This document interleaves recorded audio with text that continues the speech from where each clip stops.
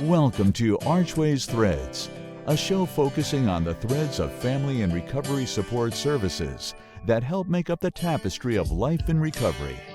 Join us as we share stories from peers and participants in the field and practice of peer recovery support and family support and strengthening. And now, your host, Archways CEO, Michelle Lennon. Hi, I'm Michelle Lennon, and I'm welcoming you to the second installment of our conversations with Karen Welford on the subject of family support and strengthening. If you missed the first episode, I encourage you to go back and listen to it as the precursor to today. Thank you. One of the things that programs and family resource centers do, too, is affirm and strengthen families' cultural, racial, and linguistic identities and enhance their ability to function in a multicultural society. And I was thinking about how often I hear about how New Hampshire is predominantly Caucasian, with about a 5% population that would identify otherwise. But when I look at the kids, I am seeing a lot of multiracial kids, and I have a feeling within this next generation that's completely going to change.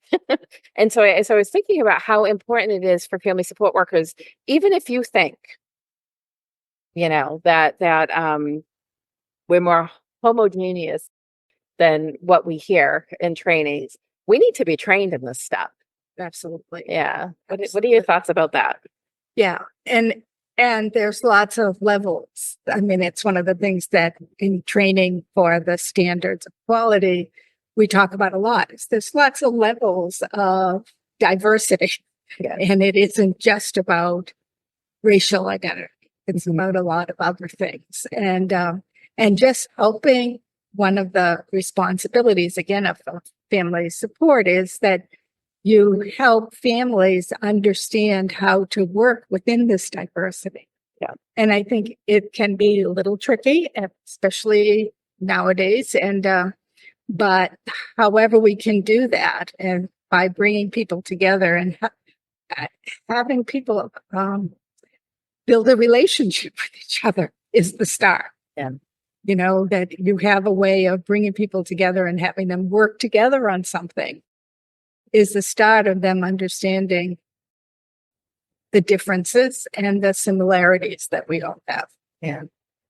I was in a training and the woman talked about the different types of pie that exist in the world and how everybody likes pie, but the fillings are always different, That's true. And it is, oversimplified picture, but just thinking about, how, we go out of the way to make sure we have access to the language bank and things like that.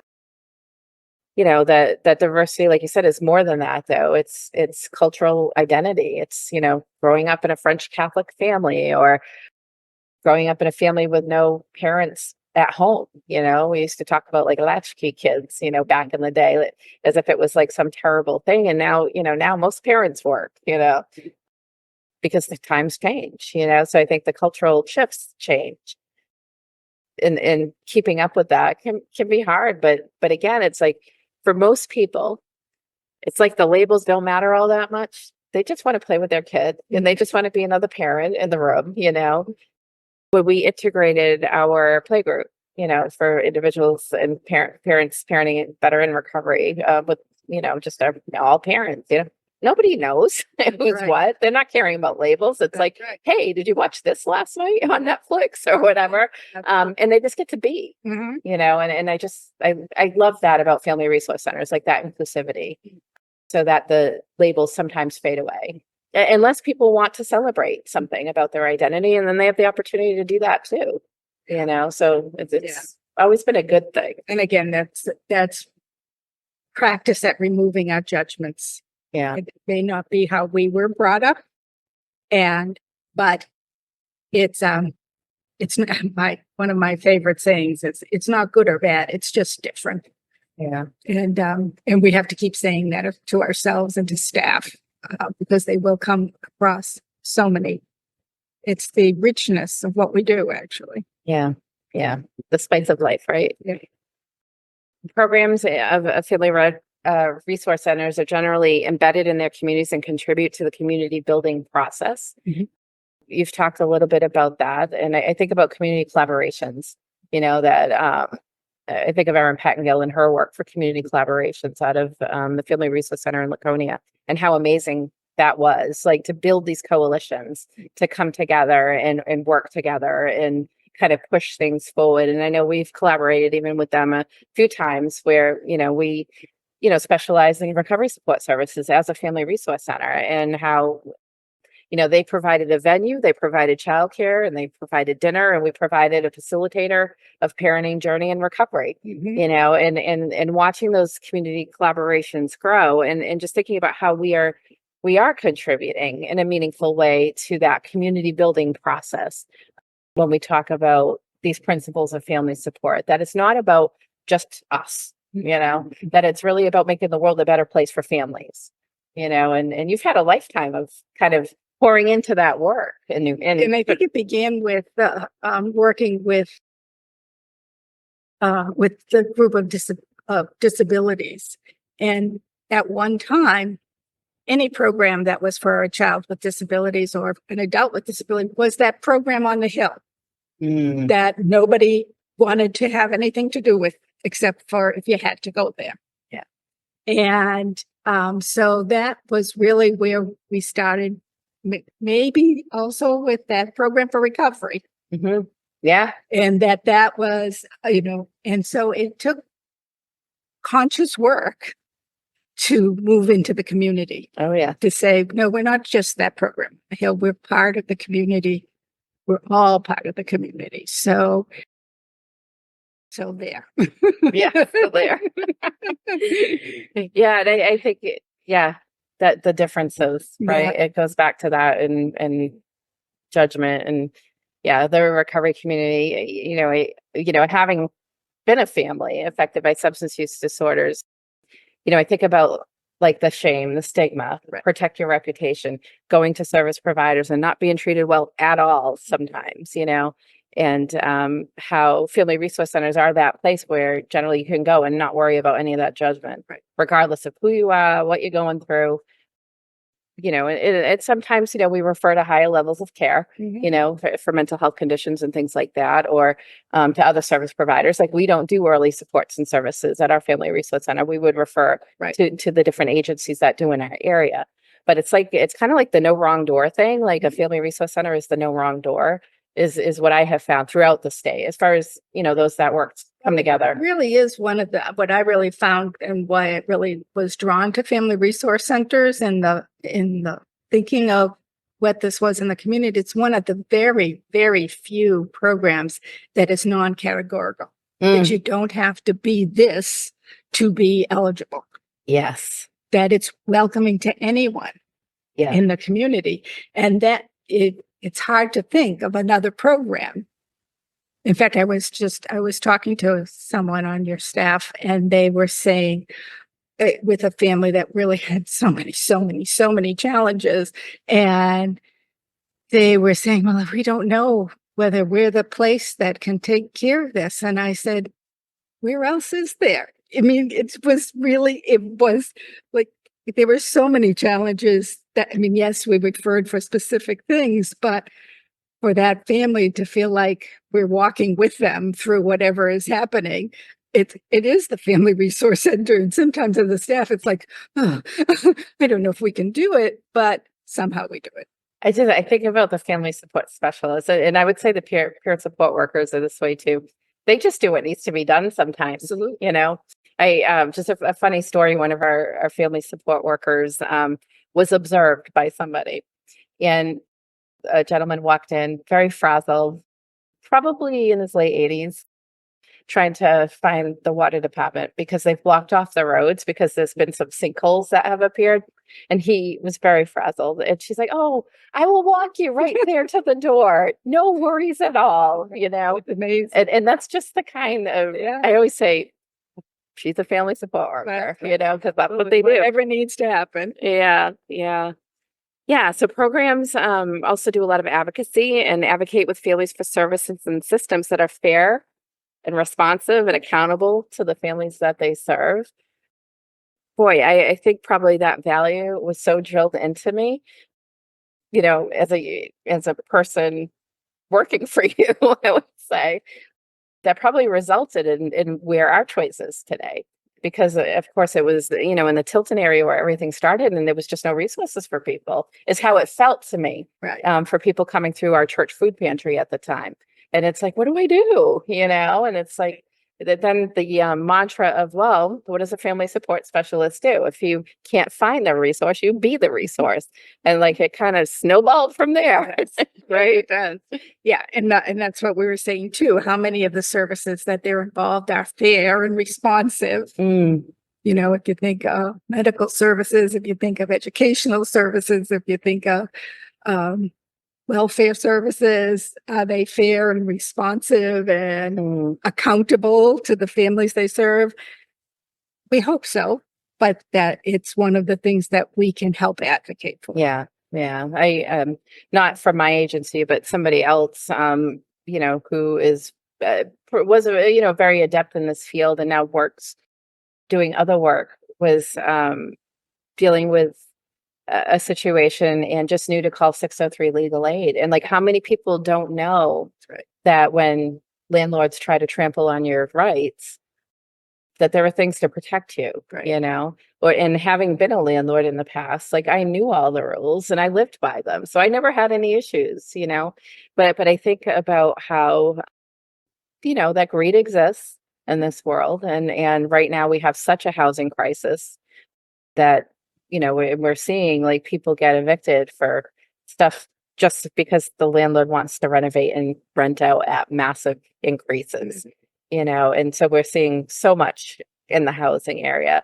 And, thankfully, family support specialists have that advocacy training to be able to just know what's right is right, and to help families kind of navigate that. And I do think that we have gotten used to some systems not treating people fairly, but also find that when we build those collaborative relationships, like with town welfare, things go well, and I just, witnessed one of our town welfares do some really hard work moving some mountains to get somebody housed. And I think, family support specialists can also build those relationships that can help kind of smooth the path for families. Right. When I think about that advocacies, you talked a little bit about this too, that practitioners of family support mobilize formal and informal resources to support family development. And I think that is another big departure from clinical services, that sometimes people who don't understand family support as a practice kind of call us out on having loose ethics, that our ethical boundaries need looking at. Yeah, boundaries, right? And and for me, I'll just say, and people who work with me know this, like, I don't care if I have a master's degree, a doctorate, I am not getting licensed in clinical work because I can't abide by the boundaries. Because I am somebody that is always going to buy lunch for somebody that is hungry, and again, like I say, not wrong, not right, different. Yeah. Our ethical boundaries are different in the practice of family support or peer recovery support work. Right.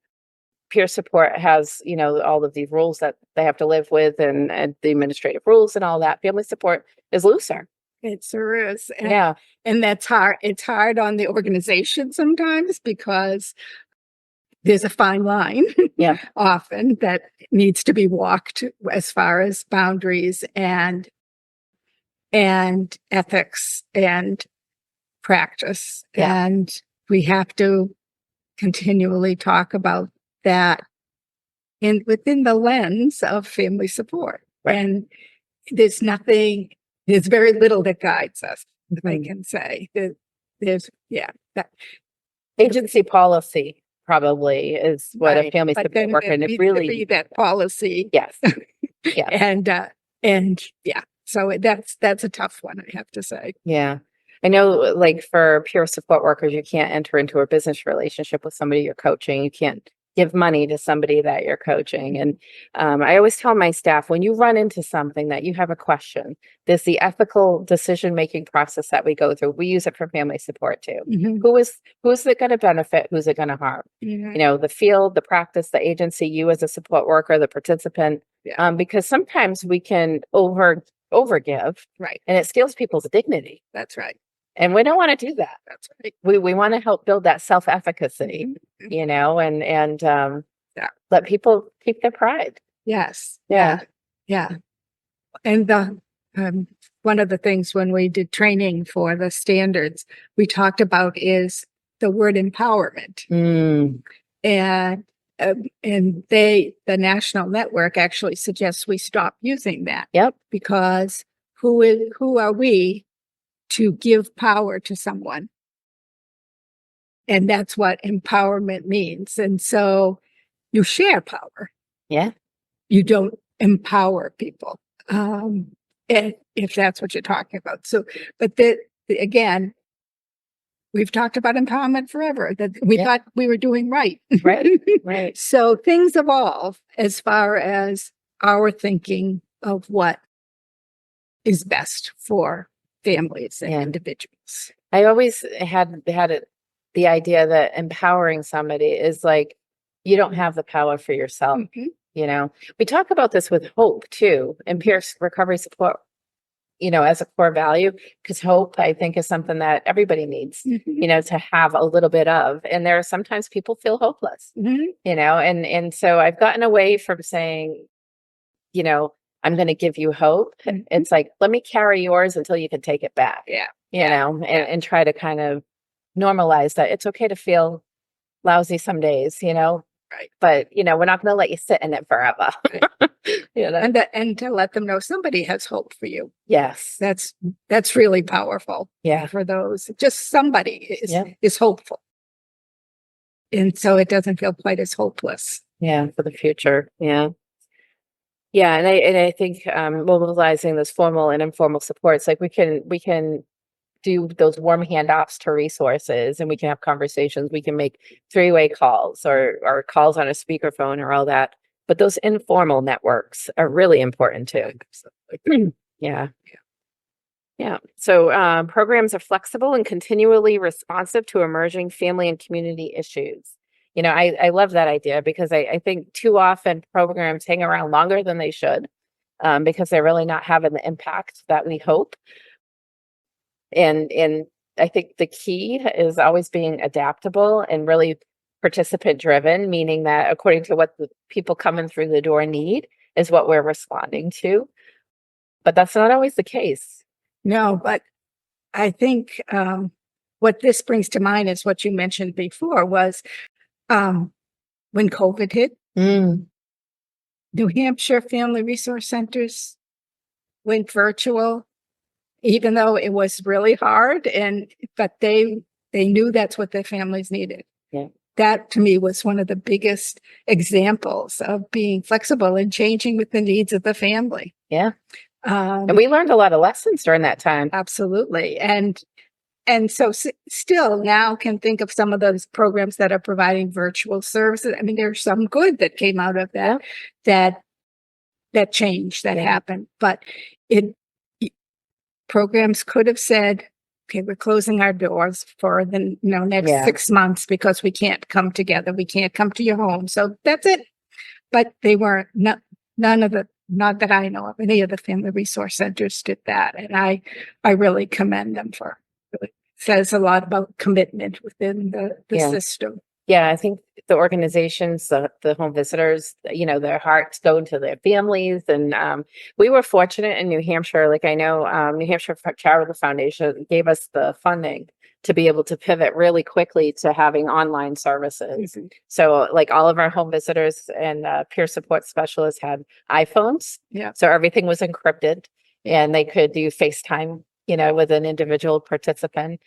We ended up getting Zoom accounts for everybody, you know, and the residual effects, we learned a lot. You know, we learned a lot about access because, you know, living in New Hampshire, that it's a lot of rural area, you know, and I think about funding, you know, that if you're funding a home visitor in Tilton, they could be busy all day long and never leave, you know, 10 miles around where the center is, you know. You're up in Plymouth though, like to go to Rumney or Campton or Ashland or you know, that rural access, you might only see 3 people, you know, and then you look at the numbers and it's like, oh, you know, and I think about that now in my position, because what do funders think when they say, okay, I can serve 10 people here or I can serve 3 people here, but guess what? They still need the services. You know, and I think when we went to offering digital platforms, you know, for things like parent education, we saw the access just increase again, and we now do hybrid parent education classes. So people that want that in person, they're really kinesthetic learners. They want that hands-on attention and stuff can come. But, if you're home and you've got your 3 kids in bed and you can't, take them out because they have to be in bed by 7 and parent ed goes till 8 o'clock, like they can now access, Right. that programming. So I do feel like we do adapt, Yeah. as communities. I think that's the opioid crisis, That's right. is another place where family resource centers really had to adapt. I know like Gorham trained all of their people and peer support services so that they would know how to work with families. You and I did training all over the state at one point because we had heard at a national conference, somebody thinking that it was a smart thing to tell people to quit using opiates right away as soon as you find out you're pregnant, when we had heard the binge and withdrawal cycle is what is so dangerous for a fetus, and that they need to get into medical services so they can get medical support as they withdraw from street drugs, just thinking about that continuation of always being responsive, participant driven, Yep, absolutely. And I think that that's really important when you think about, as you said, the opioid crisis, the whole idea of integrating the 2, peer recovery support and family support, was your vision. And that was in response to what you were seeing in the community. So there are so many examples here in New Hampshire of that flexibility, of that responsiveness that people can be very proud of. I think one of my favorites, it was, I think it is either Grapevine or the River Center. They have a woodshed. Yes. And talk about concrete needs that are like for the community. They have a community where a lot of people have wood stoves. Mhm. They're not looking for help with a heating bill to like where I am. It's like Dead River or Irving or something that's providing oil to them. It's we need wood for our fire, for our wood stove, Yeah. and they have a woodshed. Yeah, that's amazing. Yeah, I love it. Flexible programs, right? That are about community need. And then the 9th principle is the principles of family support are modeled in all program activities, including planning, governance, and administration. So it's not just that we pay lip service to person-centered practice here. Like, it's like, no, it's all throughout the organization and everything we do in our forms and how we communicate with people. And I think like the online hybrid system of delivering parent education, that's like an example of how we don't know it all. Something happens and then we adapt. And I think that is also what I was talking about before, as far as governance and program development and having the organization actually reflect on that. How are we hearing from them around governance? Mm-hmm. Are they on the board? Are there board members who are family members?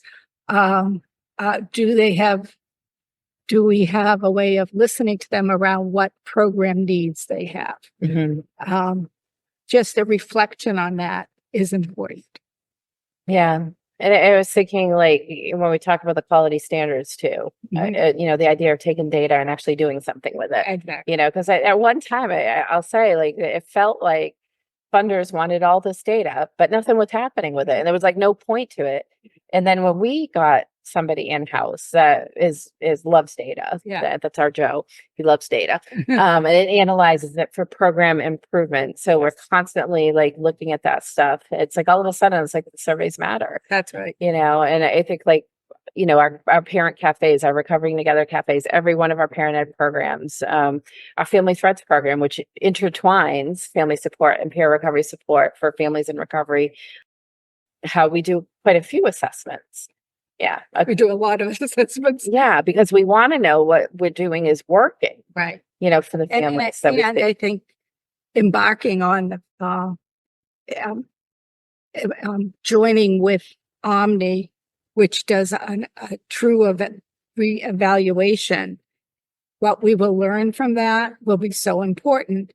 Yes, it will also hopefully get us to acknowledge that as evidence-based in the Family Threads program, but it will also give us some ideas of what we're doing with families and how we're making a difference. Right. And that's just really important.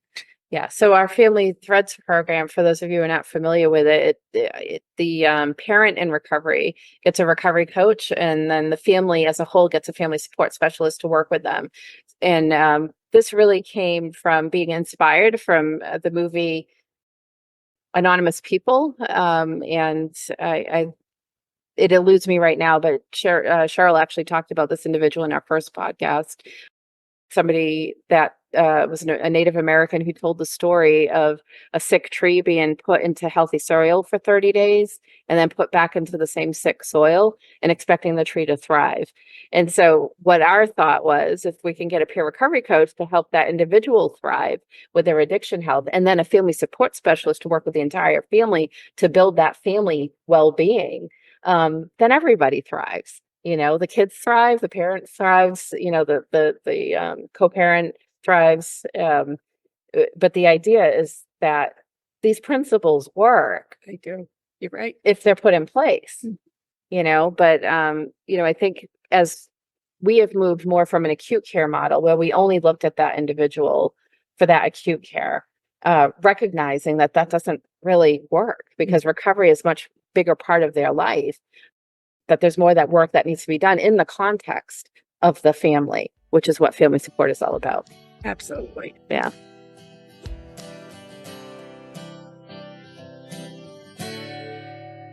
Thank you for listening to Archways Threads. If there is a topic you'd like to see us cover, email us at podcast@archwaysnh.org or call us at 603-960-2128. Visit our website at archwaysnh.org to learn more about the Archways family of recovery and family resource centers.